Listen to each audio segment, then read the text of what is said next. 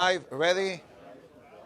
Quiet, please. Good morning, Rabotai. Erev Shabbat Kodesh, Parishad Shemini, Shabbat, Parishad Para, Shabbat Mevarchim, Chodesh Nisan, Hava Aleinu Letova, Makam Nahawan.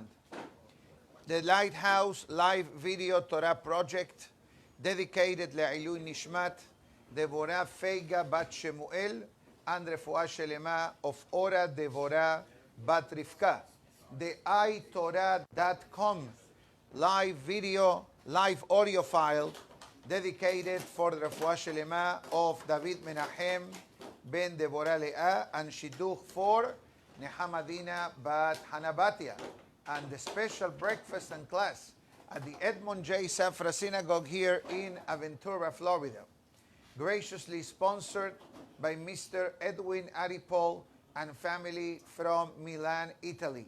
Le'ilui Nishmat, his beloved uncle, Yehuda ben Mazal, Alav Shalom, Iratzon, that through the power of Berachot and Torah will be an Le'ilui Neshama. Rabotai, there is a magnificent breakfast, so let's make a deal. You eat and I talk. You like with that? He's preparing me for something. Yeah, keep the burek on the tray. That's dangerous for me. Thank you. Yeah, thank you. I don't want my watch be watching and say, what are you eating, a bureka? So put it back, put it back, put it back. No, it's behemoth. Thank you. Let's start. Thank you so much. I started by calling so many different names for this particular Shabbat. Let's analyze the name. Shemini, the Parashah of the week. Para, the red heifer, Para Aduma. The Makam, every week we have a different Makam. But we also say, Shabbat Mevarchim Chodesh Nisan. Why? Because tomorrow, in every single synagogue of the world, we are going to announce the next Rosh Chodesh of Nisan. And we'll talk about it, Be'ezat Hashem, sometime next week, because at the end of the day, Rosh Chodesh Nisan, Be'ezat Hashem, will be next Shabbat Kodesh, Parishad Tazria, and in which we're going to be using 3 Sefer Torahs next Shabbat for the weekly Torah portion, for Shabbat Rosh Chodesh and Shabbat Parishad HaChodesh. And we know that whenever we take out 3 Sefers, that makes it a very, very special day. But today, we're going to let Rabbi Chaim Palachi do the talking in honor of Shabbat Kodesh Parashat Para. And I'd like to read what he wrote in the Moed Kol Chai. And I'm going to read it because it's so powerful what it says that is definitely beneficial for the Kahal to know what's going on in this particular Shabbat. Although, as we said in the earlier part of this week, that we cannot fulfill physically the mitzvah of the Para Aduma, but talking about it, it's the best that we have in our days. And Be'ezat Hashem, soon we'll have the number 10 Para Aduma around Mashiach's arrival. So he writes here, chapter 31, Halacha 102. Erev Shabbat, I'm going to go straight in English. On a Friday of Parashat Para, go to the mikveh.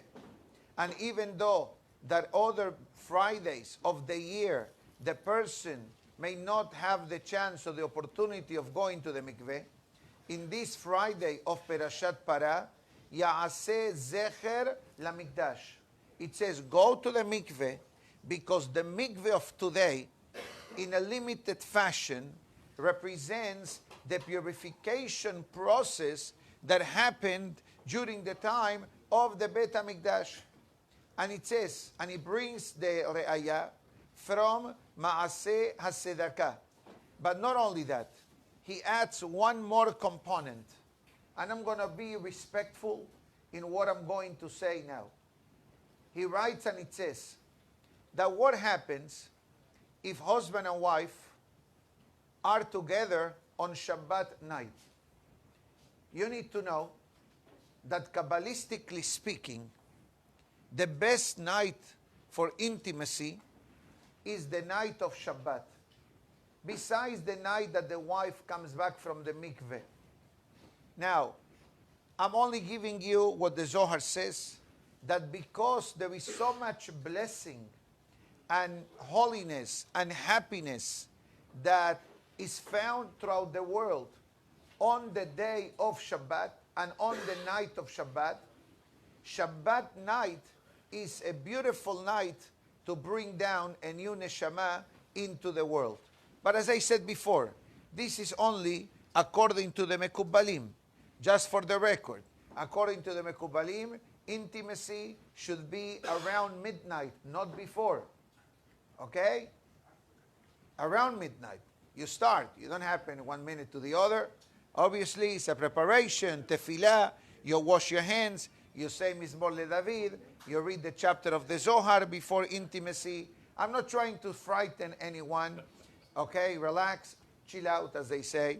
Okay? I'm only creating an awareness for what he's going to be saying in the next paragraph. I'm giving you a brief introduction. And just to clarify, we are not on the spiritual level that we need to wait till Friday night to be together fulfilling the mitzvah of Tashmish. We need to have a lot of different things in mind. Number one, maybe the person wanting to fulfill something that is not halachically required, but that may create some spiritual nisyonot, God forbid, to the person, and the person may come and do certain things which are definitely forbidden by the Torah. What I'm trying to say is that not because a person wants to do something that may be considered a humrah or a Kabbalistic tradition, that we're going to expose ourselves to commit other sins. But what happens, the Kaf HaChaim says, بِمُحْرَقْ لَكَيَّمْ مِزْوَةَ عُنَا. Let's say that his wife needs to go to the mikveh tonight. Okay? And he knows if the wife needs to go to the mikveh tonight, he needs to go to the mikveh the next morning. Because what happens when a man is together with his wife? How does a man purify himself from the concept of tum'at keri? And it's not really a tum'ah, but there is a concept from the Torah. The Torah talks about of a person purifying themselves the morning after intimacy. To the point that the Mishnah in Masechet Berachot discusses if someone that fulfilled the mitzvah the night before can pray in the morning without going to the mikveh, or can learn Torah without going to the mikveh. So the short answer is that the words of Torah don't accept tum'ah, but nevertheless, there are three options of how a man purifies himself. We're talking the men now. Option number one, going to the mikveh. Today, going to the mikveh is not the way it used to be many centuries or many generations ago. Today, there are men's mikveh everywhere. They're opening up two new men's mikvehs nearby. Baruch Hashem, because thank God there is the need and people are demanding and are asking. We try to do one here, but regretfully, we can only build up and we cannot expand to the proper way. But Baruch Hashem, there are two synagogues, I think, that they are building or planning to build in the very near future, a men's mikveh. So that will be great, obviously. But let's say that there is no men's mikveh nearby. You need to walk an hour and a half. So how do you do? How do you purify yourself the morning after intimacy?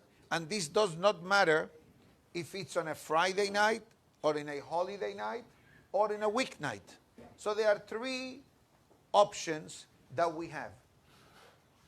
So the Bihaim Palachi says, if a person cannot go to the mikveh, ya'aseh lepahod tevilat yadayim. Tevilat yadayim means what? The Ben Ish Hai explains this concept. The concept of a person washing their hands 40 times. Why 40? Because 40, yes. Why? Because 40 is the measurement of the mikveh.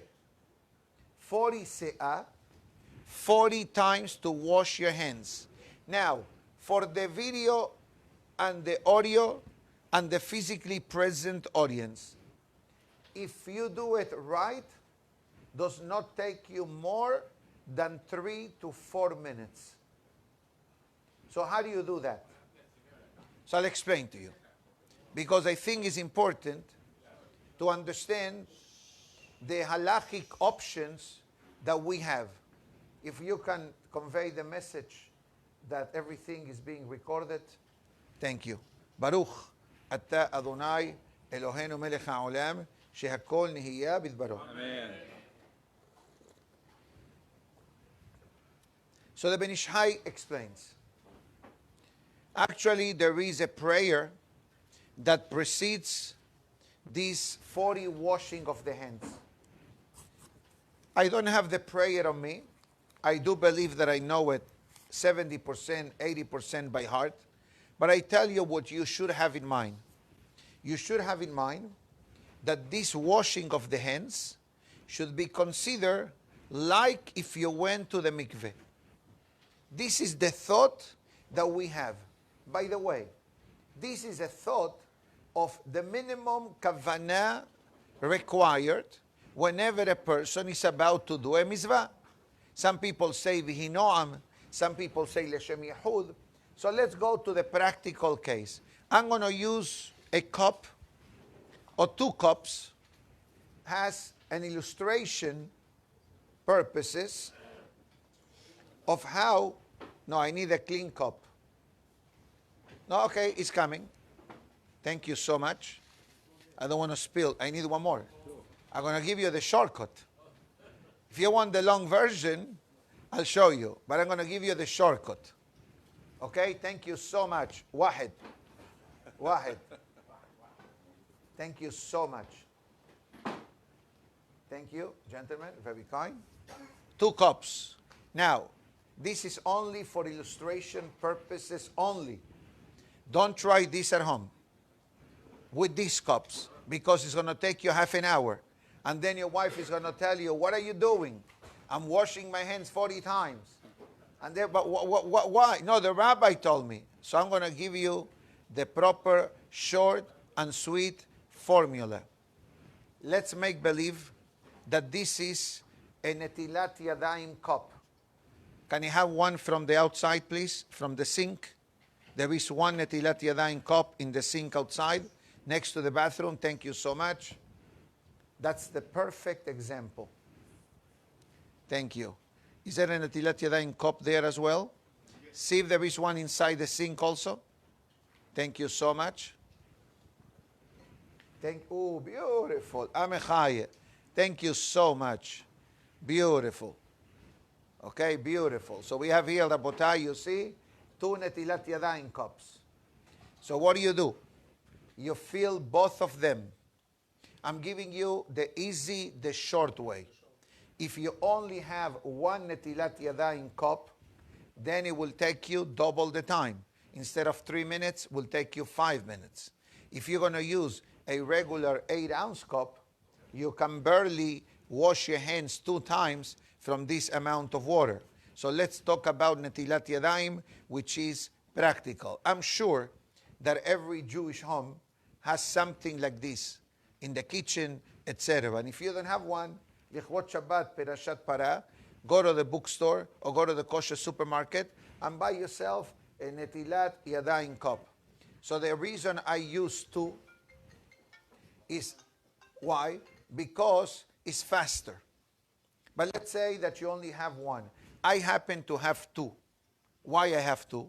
Short answer, because in our home, we have 2 separate sinks, one for meat and one for dairy. But let's make believe that you only have 1 sink, 1 netilat yadayim cup. So the way you do, the Ben Ish Hai says, is as follows. First of all, you wash your hands 10 times, skipping 1, 1, 1, 1, 1, 1, all together, 10, 10, 20. Hazak Baruch. Then I fill up the cup. You will have to fill up the cup midway somehow. Okay? Then you do 10 to the right. Then you fill up the cup again, 10 to the left. And then you're going to have altogether 40. Now, once you finish that, thank you so much, you should say a pasuk that comes, that we say in Birkat HaLevana, that says as follows: Lev tahor vera li Elokim, beruach nachon hadesh bekirbi. In English, this pasuk means, Lev tahor, a pure heart, bara li Elokim, God created in me, beruach nachon, and the proper spirit, hadesh bekirbi, renew upon me. This verse that comes from the book of Tehillim, this verse, we say it every time we say Birkat HaLevana. Every time we say Birkat HaLevana, we say this pasuk. And this 7 times. And this pasuk is not written, but is hinted in the Haftarah of Parishad Para. I'm going to write something. Lev, tahor, bera. Lev, tahor, bera. So the Ben Ish Hai says, if you look at these letters, Lamet, Tet, and Bet, I make up the word Taval. Taval means what? Tevilah. Tevilah. Taval. And then it says the Ben Ish Hai, Aleph, Resh, Bet. Ever. Taval, ever. You see, Taval, the first letters of each word, Taval, ever. What's the meaning, ever? Ever means the Berit Milah. And Tevilah is mikveh. So the Ben Ish Hai says, and I clarify this, that this formula that we are saying, it's only acceptable for a man. A lady must go to the mikveh. A lady cannot try this at home to say, instead of going to the mikveh, I'm going to go and do what the rabbi said. No, the rabbi is saying that the ladies must be natural running water, ma'ayan, ubor, the way the Torah writes. Therefore, I clarify that this is for a man.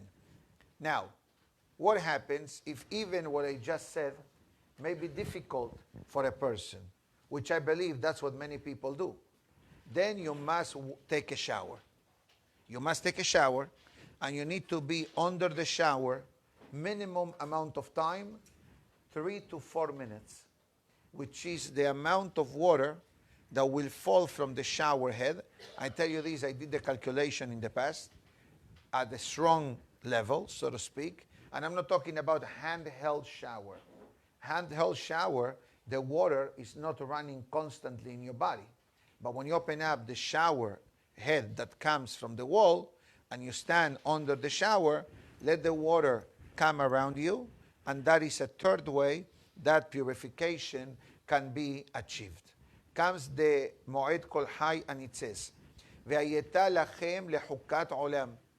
And this will be an eternal decree from the Almighty, that the mitzvah of the para aduma never stopped for it to happen. Ben bedibur, ben b'maaseh. In a verbal fashion, by us reading in the synagogue, and in actions. I ask you a question. If we don't have the para aduma for the past 2,000 years, how can he say that we're still doing on a regular basis the mitzvah of the para aduma? So I saw this answer in a different book that I did not bring, but it says that the message of the para aduma separate the physical connotation of the message, but it's the concept of Teshuvah. The concept of Teshuvah. What is Teshuvah? Teshuvah is to purify someone from their impurities. And there are two levels of impurity. Impurity of the body and impurity of the soul. Impurity of the body, you get rid of with water.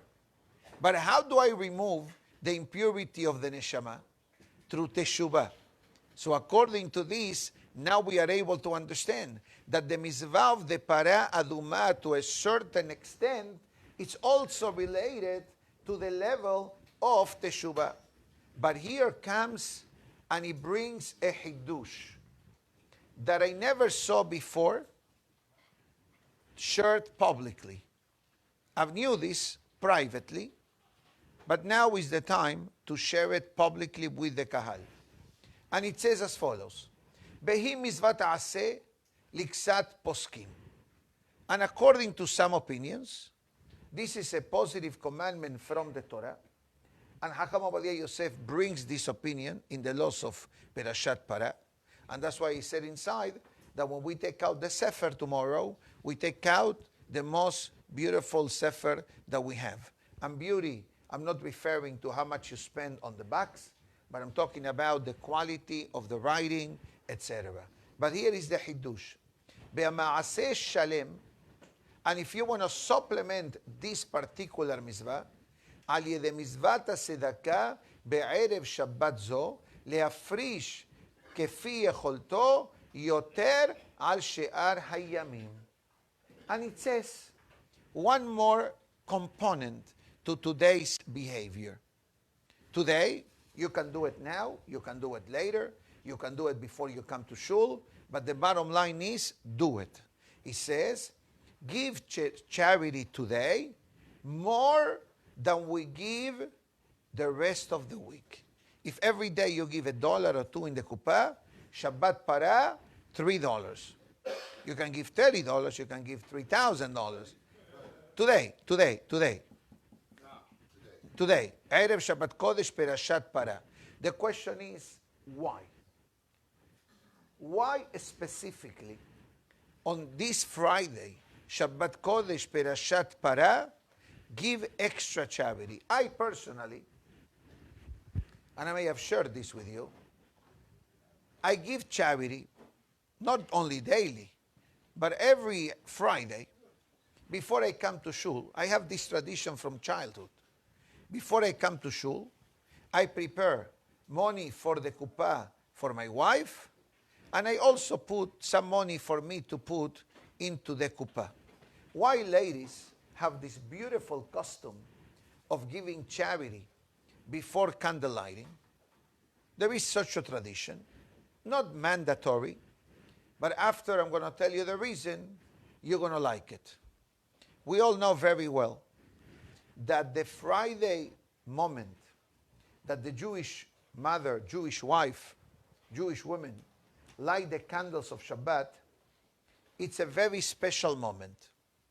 Today there are prayers, right, that ladies say during candle lighting time. They pray for the husband, they pray for the children. Most Siddurim today have this beautiful prayer. And there is, for example, the Aneni book, right?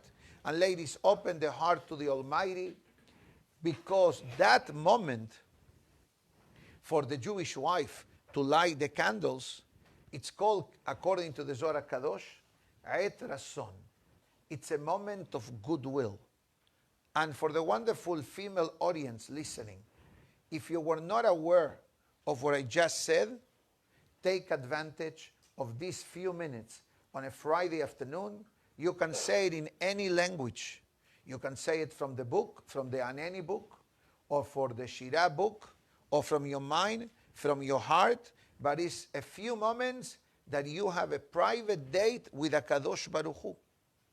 Now, we all want that our prayers and our requests from HaKadosh Baruch Hu, they should become a reality. And they should have the potential of becoming a reality. So what is that secret formula? giving charity. When you give charity before you do a mitzvah, it's like you drive on the 95 express lane without having to pay at all and without traffic. And that's what it says. It says, Ben davar hametaher et ha'adam min hakelipot kemo ma'aseh hasedakah. It's because one of the ways that the impurities of a person's life can be started to be diluted and eventually removed is the charity act. The question is why? Before I answer, I need to say a statement. We're not going to fix all of our spiritual challenges by just giving charity. You cannot say, okay, Rabbi, I'm going to do what I want and I'm going to give tzedakah. Haz v'shalom. That's not what he's trying to say. But why tzedakah has such a power? Because tzedakah is not an easy mitzvah to do. There are people that don't give. They don't know how to give. Or they are afraid of giving because they fear, if I give, I'm going to have less money. But we need to remember that when we give, we get. But obviously, perhaps it's very easy from us to say and to accept this concept, but it says, כי אין עבירה מחווה את המזרקה, שאין מחווה את התורה. There is no sin that truly can obscure the mitzvah of charity. Let's say that you did the mitzvah today, and then you regret that you did the mitzvah. Let's say you invited guests at home, and the children make a mess in the kitchen or in the dining room. And then what do you say? Oh, look at the mess they made. Why did they invite them? You know what Shamayim says? No problem, Rohi. You don't want the mitzvah? We'll take it back from you. Can you imagine that? Or you came to pray, and then suddenly what you asked for didn't happen, and then you say, what did I pray today for? Shamayim says, okay, we'll take out the prayer, and we'll take out the 300 amenim that you said, and the Baruchu Baruch Shemo, and Baruchu, and Nagdishach. You suddenly, your stock from a great number went down the drain. Can you imagine? But what happened to tzedakah? Let's say that a person gave tzedakah, the refuah shelema of someone, and this person unfortunately didn't make it. It doesn't matter. The mitzvah of giving charity is a mitzvah that is very difficult for it to be extinguished, simply because when you give tzedakah, somebody benefits from your tzedakah. And once a needy person, we're talking about tzedakah for the needy especially, that mitzvah doesn't disappear. What other mitzvah doesn't disappear? Torah learning. So it says that in this zechut of purification of our body, of giving extra charity on the day of Erev Shabbat Kodesh Parishad Para, it says it opens the gates of heaven to the person. Which gate? Shara Hamishim, the 50th gate, which is the loftiest gate of the heavens. Usually, we can reach up to level 49. But there is a way to open up to a certain extent. This 50th gate of wisdom, I'm not even sure what it means. I'm not sure what it means. But I'm going to tell you what he says. Sheba misham hageula. That you are able to expedite Mashiach's survival. Can you imagine? You are in your home in Aventura, Florida, and before you come tonight to shul, or as soon as you get home now, you put money in the kuppah, and you have in mind, I'm giving this extra tzedakah in honor of Shabbat Parishad Para. You know what you just did?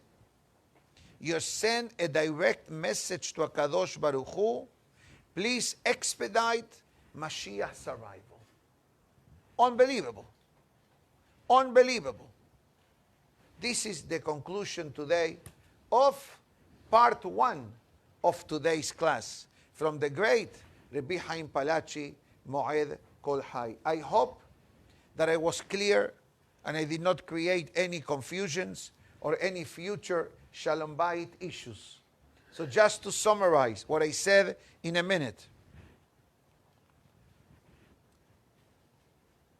A lady must go to the mikveh to purify themselves. Ideally will be for the man to go to the mikveh the morning after.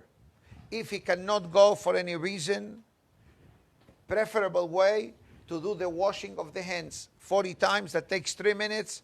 If you have 2 netilah cups or you have 1 netilah cups, takes you 5 minutes.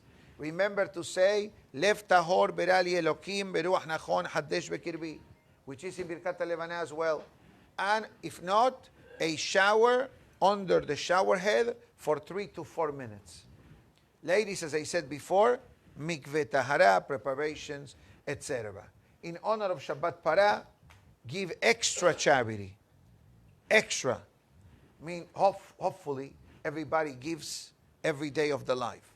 For the wonderful ladies, take advantage of the candle lighting time to pray and give a few coins into charity. By the way, this is one of my duties at home. Every husband, I'm sure, that helps at home in honor of Shabbat, whatever that help may mean, setting up the candles, which the halakha says that a husband should set up the candles for the wife. So I tell you what I do at home. I set up the candles. I make sure that the refrigerator and freezer are on Shabbat mode. Make sure the light of the bathrooms are on. Make sure there is no mukseh exposed. Cell phones, machines, etc. Everything is put away. Put coins and dollar bills, whatever, next to the kuppah in honor of Shabbat. I do a few more things, but I don't have to say everything that I do. Then I'm going to have issues of Shalom Bayit. If necessary, I mop the floors. If necessary. Besides flowers and whatever things a normal Jewish husband does, okay, I hope you do most of them. But if not, part of our honoring Shabbat is what we do at home. Not only what we dress. And this is something that you need to be very thoughtful of. For example, computers. In Israel and in America, you know what they sell now? A computer cover, Lichvot Shabbat. Like people cover the phones, they don't leave the phone exposed on Shabbat. They sell now for the computers, unless it's a laptop that you can put away in the closet. But some people have a desktop. So what do? They cover it. So they don't even look at the computer during Shabbat. Are you obligated to do so? Probably not. But why to expose yourself to a nisayon? Especially if there are kids at home, etc. Let's move on to the next topic of today. Thank you so much. Thank you.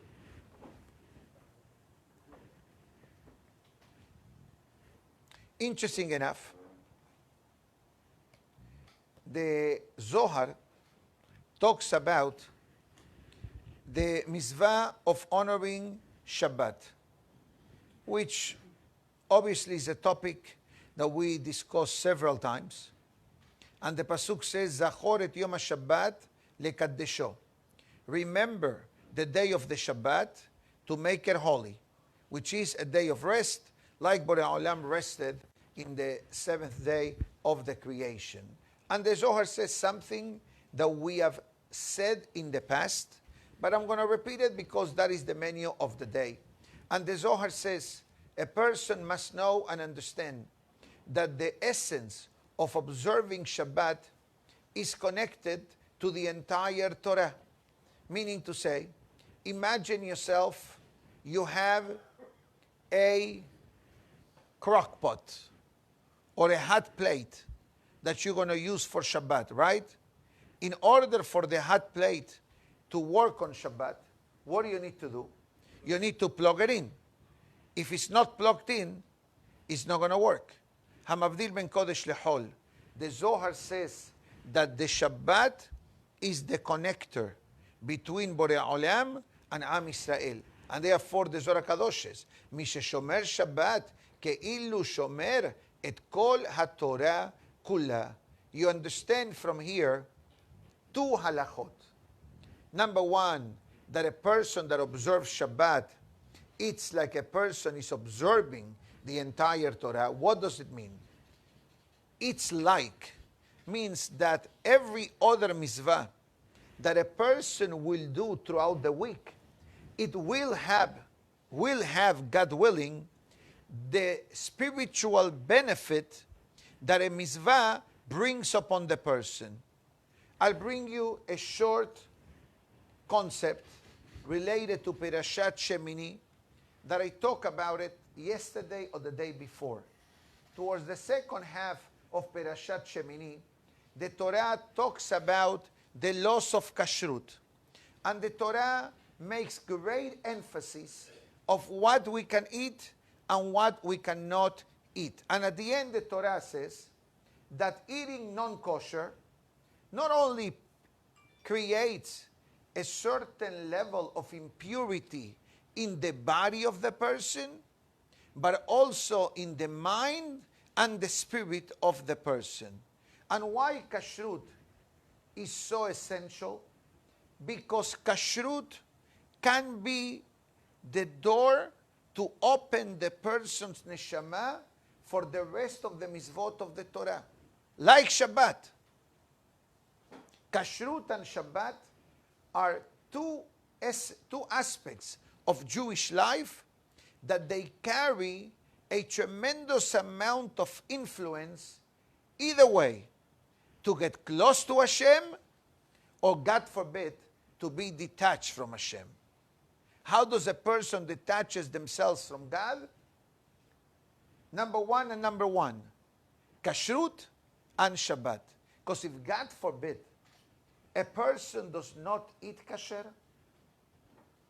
the mind and the spirit is not kasher.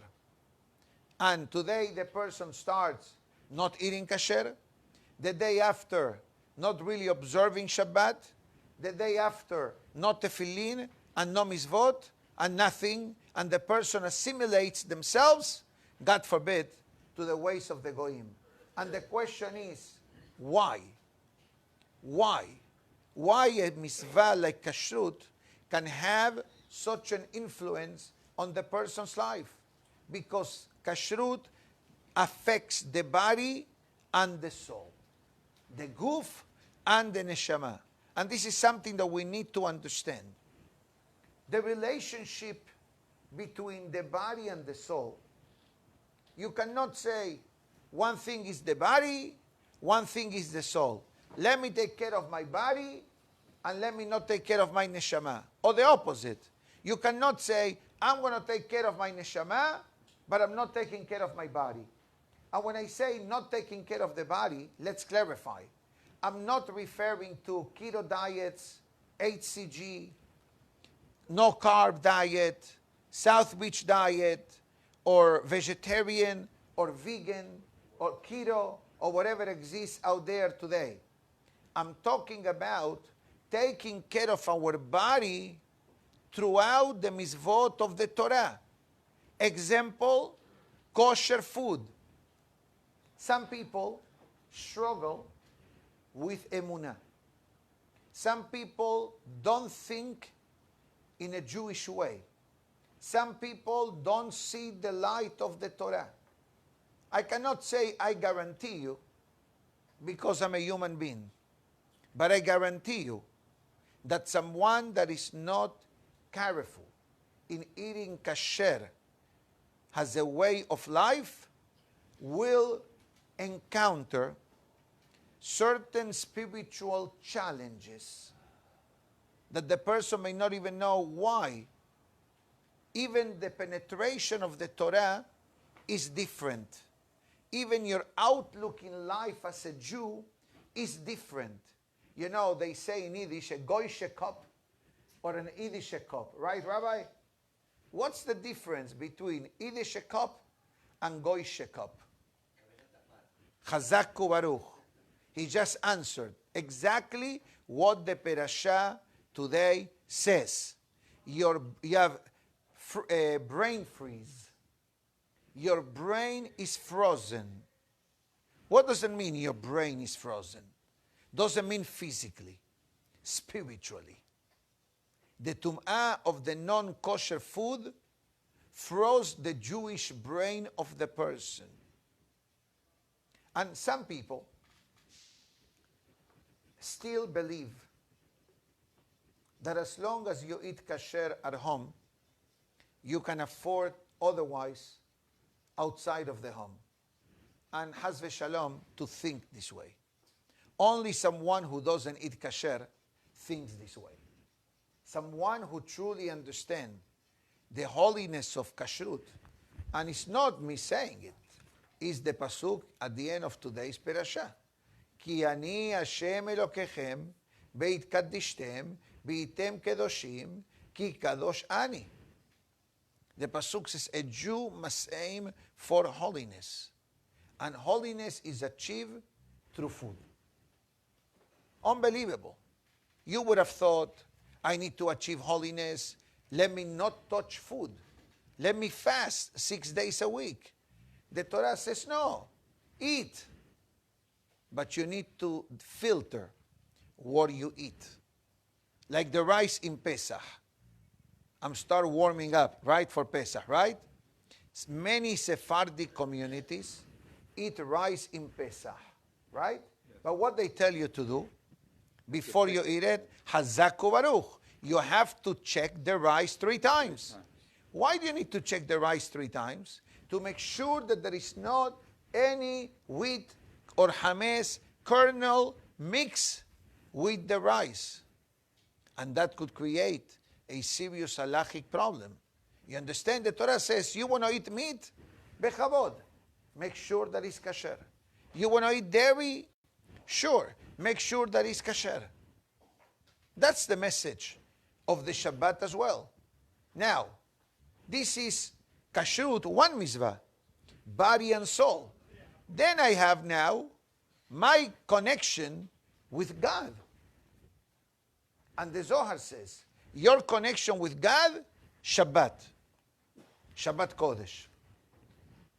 And therefore the Zohar Kadosh writes, Zachor et Yom HaShabbat lekadesho, Shamor et Yom HaShabbat. Interesting enough, in the 10 Commandments, Parashat Yitro, the pasuk says Zachor. In Parashat Beit Hanan, the pasuk says Shamor. Zachor beShamor, which is part of our Shabbat prayer. When tonight, Be'ezat Hashem, we come back later on to the synagogue, we're going to say what? Shamor beZachor bedibur echad. Shamor beZachor. Shamor beZachor. Observe, guard, and remember. What's the difference? The Zohar says 2 messages. Zachor means to the Jewish people. Zachor, to remember. Shamor represents Hashem. Zachor, Zachar, male. Male, Zachor. Shamor, ladies.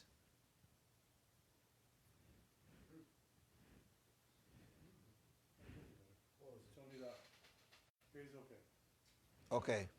Don't worry about it. Not sure? Yeah, please, I can see your image here moving. I'm moving? Yes? Okay, good. No problem. Thank you so much. Anyways, the language of male and the language of female. What is this message?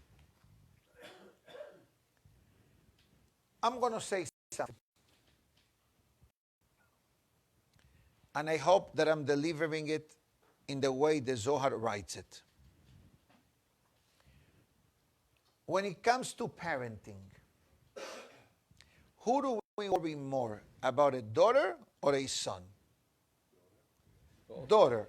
You, of course, both. But let's say your daughter is going to go on a date. Yeah. You're going to be more diligent and more careful, right? That if your son is going to go on a date, of course you're going to do your due diligence, etc. Why? And the Torah says, part of the obligation of the husband is to protect his wife. We're not saying that the wife does not need to protect the husband. The wife also needs to protect the husband in a different way that a man must protect the wife. Guess what? Shabbat is the protection of Am Israel. How the Pasuk says tonight, Veshameru bnei Israel et haShabbat. For those who understand Hebrew, how do you say in Hebrew a guard? Shomer. Shomer. So what we are saying is not so much how the Jewish people observe the Shabbat, but how the Shabbat looks after Bnei Israel. And continues the Zohar Kadosh and it says, you know what is the essence of the Shabbat? Ihud. Ihud means ahdut, unity, harmony, togetherness. Not only at a personal, family, or community level, but between God and Am Israel. Bezesod ha'emunah. It says, one of the most fundamental ways of emunah in the life of a Jew is how do we observe the Shabbat. And we know, observing the Shabbat is not only I'm dressing nice in honor of Shabbat. Of course, dressing nice in honor of Shabbat, setting up the Shabbat table, preparing for Shabbat, eating better, coming to the synagogue, making the adus, all these are beautiful aspects of the ceremonial beauty that the Shabbat has. But Shabbat has additional concepts. One of them, the Zohar mentions in the past, the concept of learning Torah on Shabbat. Another concept, the limitations that we have on Shabbat. Why do we have limitations on Shabbat? Short answer, in order for us not to get distracted. And guess what, Rabotai? We get distracted constantly. Look at me. I'm giving you a Torah class, and I look at the screen. What do you think looking at the screen does? Chazak u'baruch. Or you are checking your text messages. You're answering, you're reading, etc. What does it create? Distraction. You're talking to someone and you're texting simultaneously. Aib. Correct? That is what Shabbat is.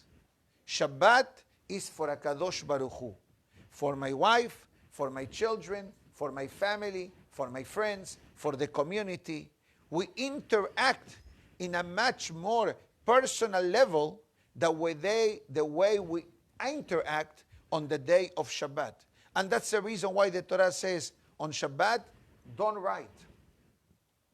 On Shabbat, don't travel. On Shabbat, don't cook. Why? Because I want to have, God says, your undivided attention. And we also want Hashem's undivided attention. Why? The short answer is because the blessing of Shabbat is not limited only to Shabbat, but is actually the blessing for the upcoming week. That begins officially at the end of Shabbat Kodesh, that we begin with Havdalah, etc. Okay, I like to continue, with your permission, 3 minutes. Do you let me? Take 4. Yes. You let me? Take 4, Rabbi. Thank you. He's very generous. He says, take 4. Maybe. Maybe I do Fantasy 5. Okay? I like to share the abridged version of Musar, of today's Musar. The Musar begins with a beautiful statement.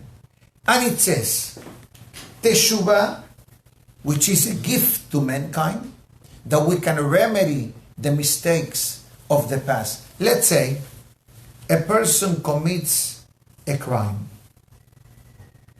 God forbid, there is penalties involved with a crime, at a legal level, at a financial level.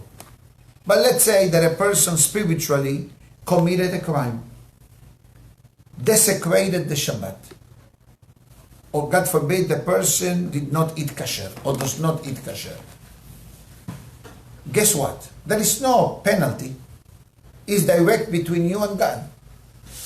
But the Musar says, even a person who denied God's existence, can you imagine? An atheist. And now the person wants to do Teshuvah. Shamayim says, welcome back. Beautiful. There is nothing, it says, that cannot be remedied with Teshuvah. I need to say something, that there are certain transgressions that require more than just Teshuvah. It may require financial reimbursement. It may require penalties, especially in financial crimes. But let's say a sin between a person and God. You deal with God directly. Obviously, we do understand that sometimes a person goes through the day of Yom Kippur. And we know that is a national day for atonement. But then you have your personal Yom Kippur. Any day of our life can be our personal Yom Kippur. Meaning to say, to do Teshuvah, I don't need to wait till Kippur comes to do Teshuvah. Technically speaking, we do Teshuvah every night before we go to sleep in the Shema, as we learned a week ago. But there are sometimes that a person goes through life something called Isurin. Isurin in English means suffering, hardships, difficulties, hiccups in life. And it says the Musar of today, how do I measure Sa'ar? What's the meaning in English of the word Sa'ar? Suffering. How much do I suffer in order to be considered a suffering to atone for a sin that I committed? And depending on the level of the sin, depends on the atonement level. We agree on that? If a person raised their voice against their parents, that's a mega sin. You understand? If a person ate and accidentally forgot to say a beracha, it's a different level. You understand what I'm saying? So everything needs to be done between the proper perspective and parameters. But I'd like to share with the Kahal something that I've spoken about it in the past a long time ago, and today happens to be the menu of the day. So it says as follows. אפילו נהפך לא חלוקו, בטרח להופכה כדי ללובשה, גם זה נחשב לאיסורים שמכפרים. Fascinating. Translation. Here it says, and you need to activate your emunah mode to accept what I'm going to say now. Because what I'm going to say is so simple, but so powerful and beautiful, that you should start dancing after I finish today's class. It says, what is considered an atonement in my life? When I ask you, What does it mean, atonement? You may say, in order to atone for my sin, I'm going to fast a whole day. Or in order to atone for my sin, I'm going to give $100 belly nether into charity. I need to say belly nether because if I don't say, I have to give it. I'm going to give it, belly nether. Sooner or later, I'm going to give it.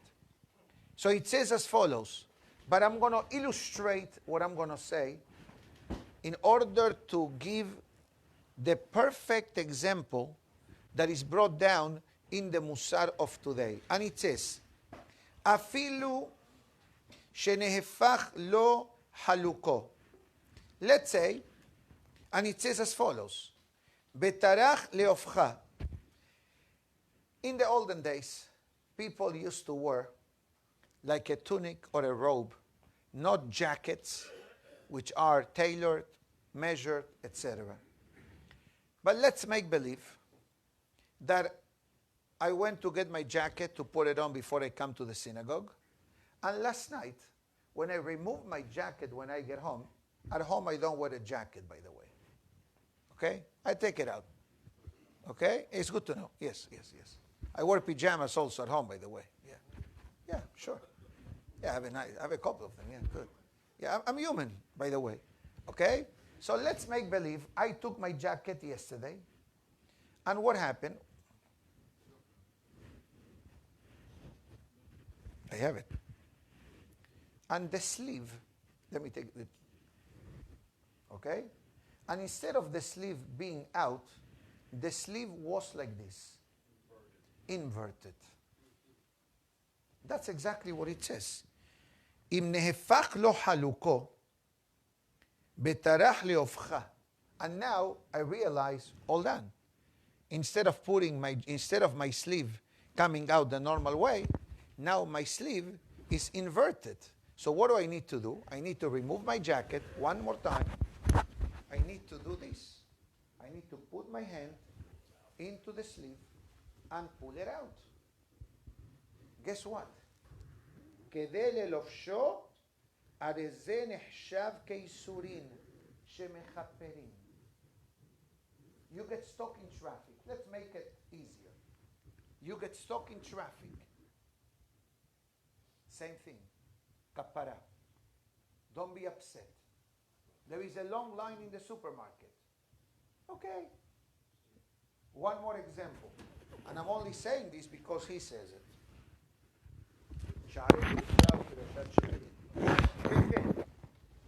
You need the microphone?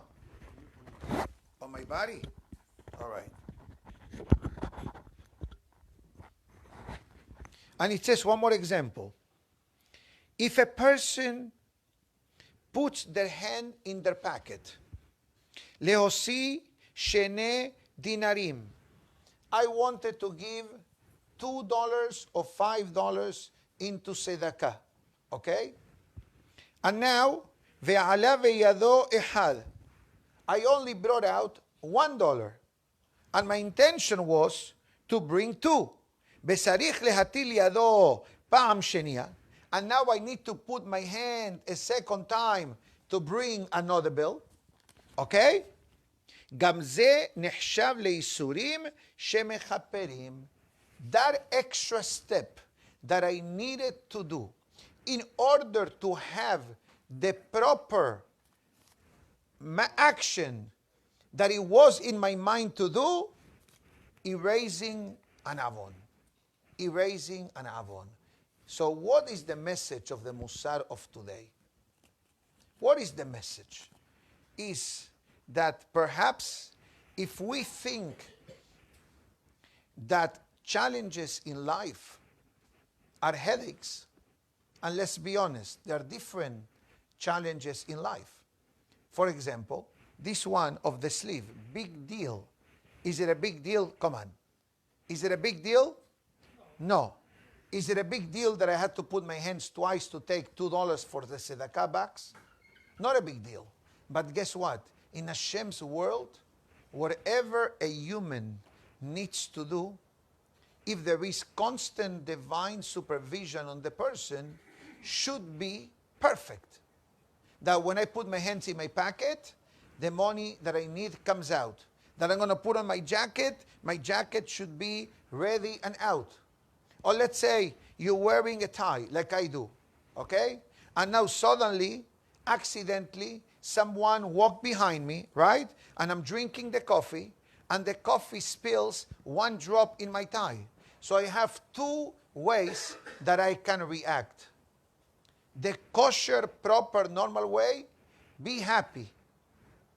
Kapara. Why do you say when a glass breaks, you say kapara? Why do you say kapara when a glass breaks? Or something happens, you say kapara. But why? Because that was a trade. Instead of happening it to us, it happened to a glass that can be replaced. Verstehst? Do you understand? Or I can act as a follower of the Yetzer Hara. What did you do to me? Why don't you look? How come you're not careful? You're going to pay me for the cleaners. Haz v'shalom. That's the Musar of today. So you know what I take out from this? That we have no reason why to be upset. We have no reason why to worry. We have no reason why to react or to act in ways. But you know what? The deal didn't happen. The next one will be. Sometimes people call me and they tell me, Rabbi, I need a blessing. He says, what? I lost a great deal. I says, okay, Hashem should bless you, that by not reacting and being all upset, Hashem should send you another deal. And I tell you the happy ending of the story. Another deal came, not better, 15 times better, and the person of the deal and the person that was unhappy that the deal didn't happen, they live on the same building. And they didn't know each other. You understand?